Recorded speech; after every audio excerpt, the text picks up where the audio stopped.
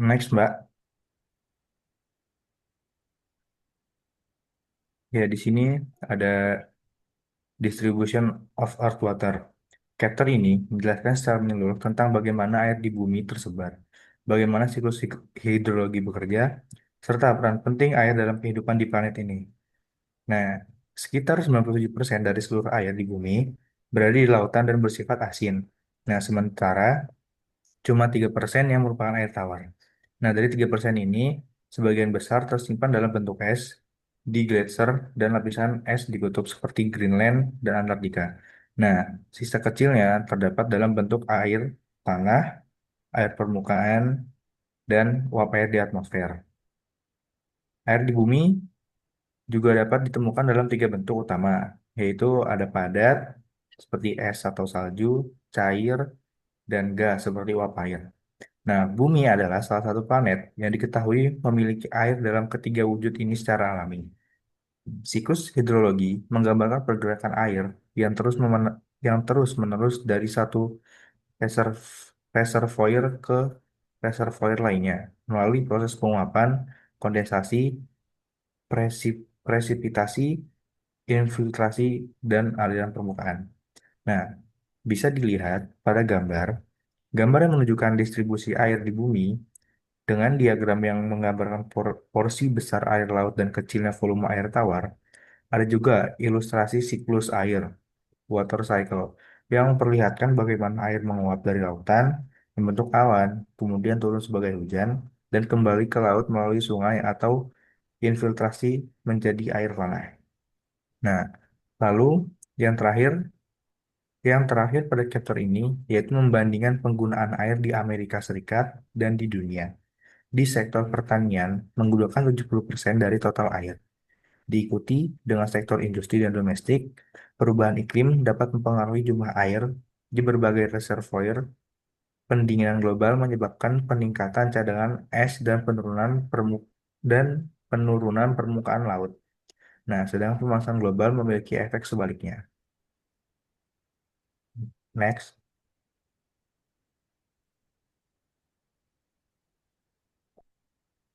Baik, selanjutnya yaitu pada chapter 6.02 Stream and River System, yaitu sungai dan sistem aliran air.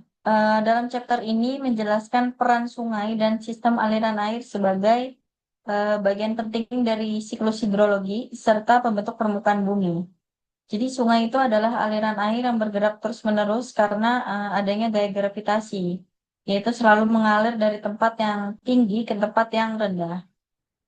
Sungai ini menjadi agen utama erosi dan pengangkut sedimen yang membentuk lembah, delta, dan dataran banjir.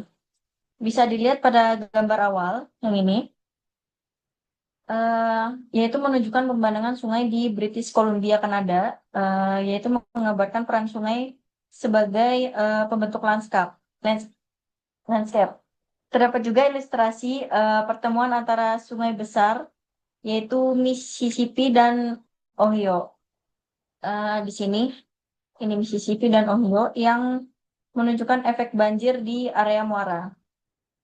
Dan sungai ini terdiri dari beberapa bagian utama, yaitu sumber atau source, anak sungai atau tributary, dan muara atau mouth. Pada bagian muara, air sungai bercampur di sini, bercampur dengan air laut dan membentuk estuari. Nah, daerah pencampuran air asin dan tawar ini yang sangat kaya akan ekosistemnya. Nah, gambar estuari seperti muara sungai Amazon di sini menunjukkan kompleksitas jaringan air dan sedimen di wilayah tersebut. Next. Oke. Selanjutnya yaitu chapter ini juga menjelaskan proses erosi dan deposisi oleh air sungai, disertai dengan grafik kecepatan aliran air. Bisa dilihat pada bagian luar tikungan sungai. Bagian luar tikungan sungai, kecepatan air lebih tinggi dan menyebabkan erosi. Sedangkan di bagian dalam terjadinya pengendapan. Nah, ilustrasi ini diberikan oleh Stephen Elop memperlihatkan kecepatan relatif aliran air dan bagaimana partikel berpindah melalui mekanisme seperti saltasi dan traksi. Lalu berikutnya ada gambar lain menunjukkan tipe sungai seperti sungai muda membentuk lembah V. Contohnya itu sungai Gunnison di Black Canyon. Dan berikutnya ada sungai yang melewati lembah U hasil glasial ini. Lalu sungai yang bertipe anyaman atau braided stream. Bisa dilihat di sini. Ini adalah braided stream dan serta sungai berkelok meandering river yang membentuk danau tapal kuda atau disebut Oxbow Lake. Next, berikutnya ada membahas pola aliran air di permukaan bumi seperti pola dendrit. Pola dendrit ini merupakan pola yang paling umum, yang dimana terbentuk di daerah batuan yang seragam dan tidak memiliki struktur khusus seperti lipatan atau rekahan. Bisa dilihat di gambar ini. Nah, contohnya itu terdapat pada batuan granit, gneiss, batuan vulkanik, dan batuan sedimen yang belum terlipat. Nah, polanya ini dia menyerupai cabang pohon, ini seperti cabang pohon, di mana anak-anak sungai yang mengalir ke sungai utama itu dari berbagai arah. Lalu berikutnya ada pola trellis.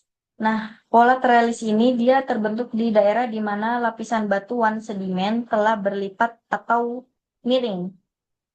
Nah, setelah itu dia akan mengalami namanya erosi.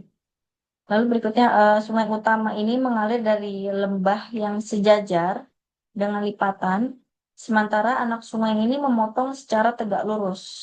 Gitu. Nah, contoh nyata itu terdapat di Pegunungan Rocky, ya, di Kanada. Berikutnya ada di pola ketiga yaitu rektangular atau persegi.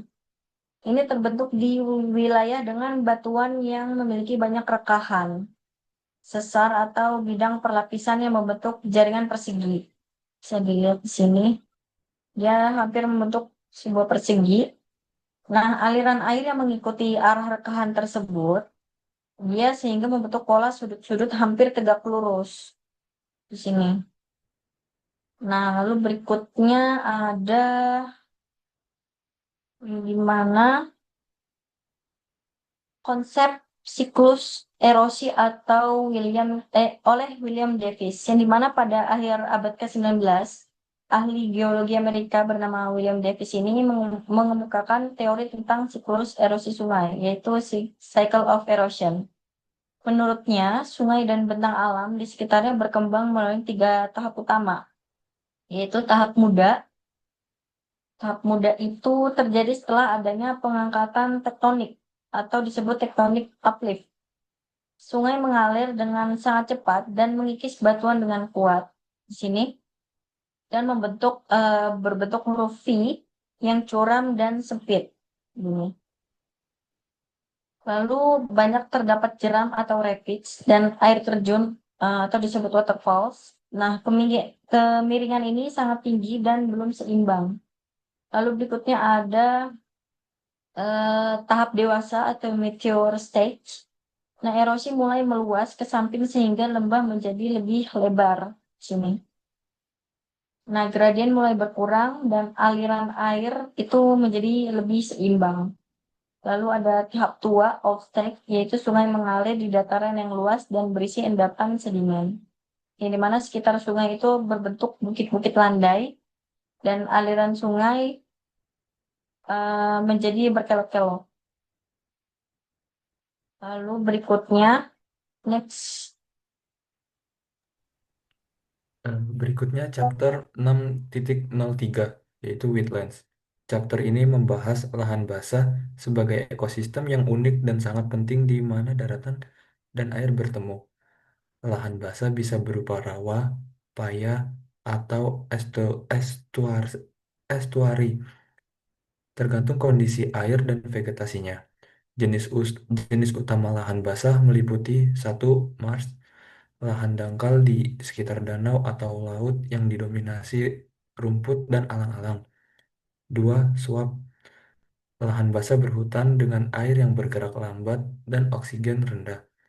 Ketiga ada estuari, daerah percampuran air laut dan tawar yang menghasilkan air payau. Bisa dilihat pada gambar pertama, yaitu memperlihatkan berbagai contoh seperti matahari terbit di Virubok, Estonia, kedua rawa asin Britbrok, dan ketiga suaka marga satwa di Georgia, Amerika. Gambar estuari, gambar estuari Sungai Sierra Leone dari Europa Space Agency menunjukkan wilayah percampuran air asin dan air tawar dengan vegetasi dan sedimen khas. Lahan basah berperan penting dalam ekologi karena memiliki keanekaragaman hayati, menjadi tempat hidup bagi spesies langka, serta berfungsi sebagai penyaring alami yang mampu menyerap polutan seperti pupuk dan limbah organik dari daratan. Artikel ini juga menjelaskan bahwa wetlands melindungi wilayah pesisir dari badai dan menyediakan tempat aman bagi hewan muda untuk berkembang biak. Next slide.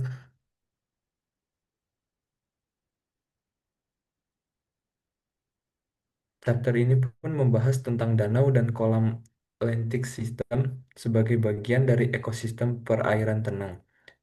Gambar tambahan menunjukkan peta danau-danau besar Great Lakes di Amerika Utara yang berpengaruh besar terhadap iklim lokal. Zona kehidupan di danau dibagi menjadi tiga. Satu ada zona litoral, tepi dengan banyak tumbuhan. Dua ada zona limnetik, air terbuka. Dan ketiga ada zona profundal, air dalam tanpa cahaya. Danau terbentuk akibat proses glasial vulkanik maupun tektonik, namun bersifat tidak permanen karena dapat mengering atau tertutup sedimen. Next slide.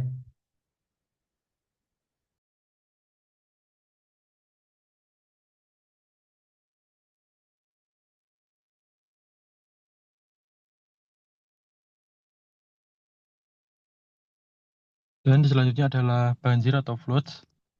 Chapter ini membahas fenomena banjir sebagai bagian alami dari siklus air, tetapi juga sebagai peristiwa yang dapat membawa kerusakan besar.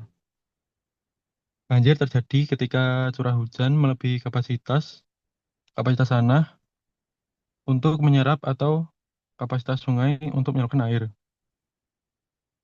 Jenis banjir yang dibahas meliputi banjir umum atau gradual floods yang terjadi karena curah hujan terus-menerus atau lelehan salju, dan banjir bandang flash floods yang terjadi tiba-tiba akibat hujan lebat dalam waktu singkat.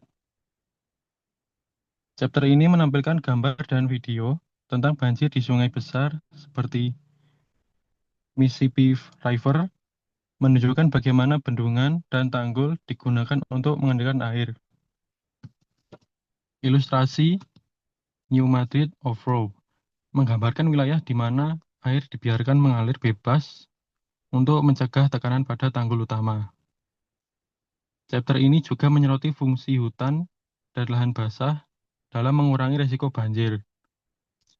Vegetasi yang memperlambat aliran air permukaan dan memberikan waktu bagi air untuk meresap ke tanah. Di sisi lain, banjir juga memiliki manfaat ekologis mengangkut sedimen subur ke daratan banjir yang penting untuk pertanian. Sebagaimana pernah terjadi di lembah Sungai Nil sebelum pembangunan bendungan Aswan. Oke, next.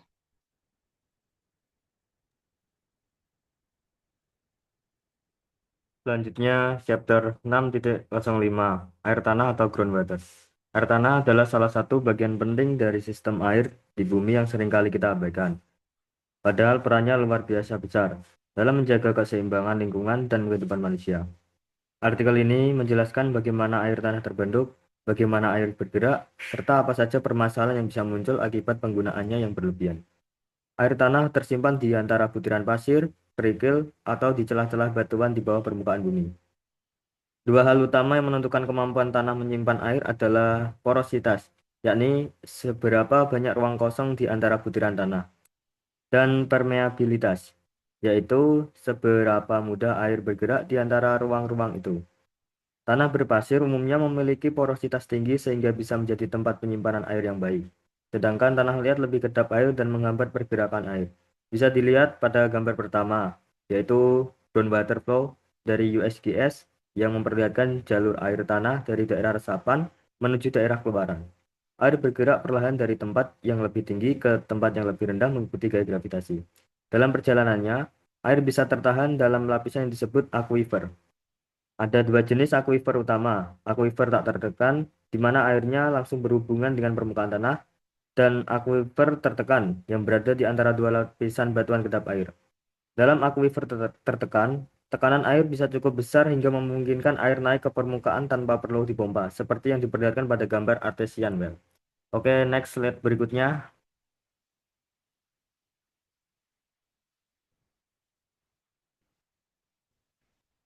Capture ini menjelaskan dua zona utama air tanah. Pertama, zona tak jenuh, unsaturated zone, di mana pori-pori tanah masih berisi udara dan air.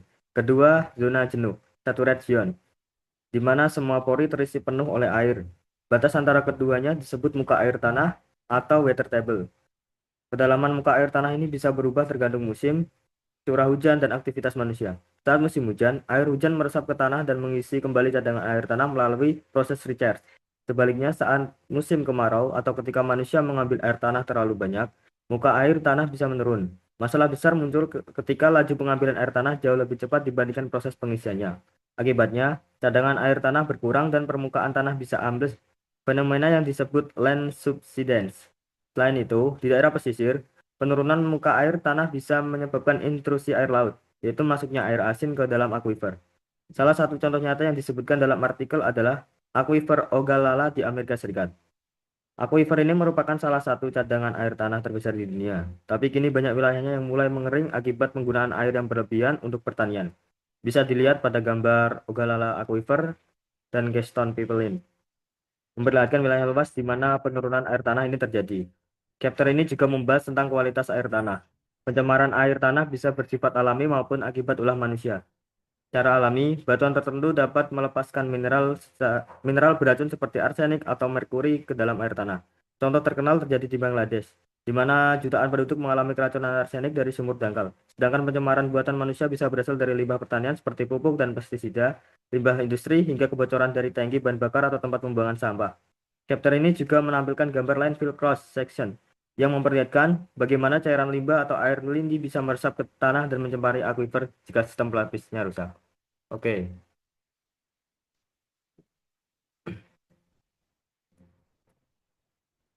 berikut ada attribution and Oke. reference.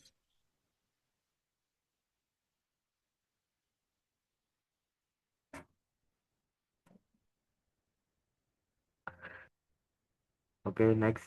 Terima kasih presentasi dari kami. Jika ada salah dalam tutur kata, kami mohon maaf. Assalamualaikum warahmatullahi wabarakatuh.